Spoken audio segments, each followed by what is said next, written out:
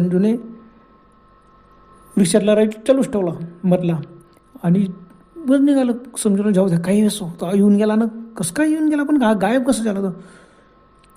आता मंगरूळ आला, मंगरूळच्या स्टँडवर आणलं, पुढे आला. पुढे सहज आरशात लक्ष गेलं संजूची, तर अरे पाठीमागे कोणीच नाही. संजू एकदम चकला, अरे हा मुलगा बसला तर पाठीमागे कसं का कोण नाही एवढ्यात.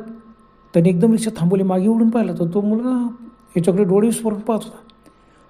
तो म्हणाला रिक्षा का थांबवली, तो नाही बस सहज. संजू सहज बोलून गेला. संजूला शंका आली की असं कसं होतं. मग संजूने रिक्षा सुरू केली. पुन्हा आरशात पाहायचा, आता आरशात तो दिसायचा नाही. पुन्हा मागे उडून पाहिलं, तो बसलेला होता आणि याच्याकडे असं डोळे विस्फोरून पाहत होता. तो म्हणाला, हो भाऊ, हो पुढे चालव, तुम्ही रिक्षा चालवताय पुढे बघा.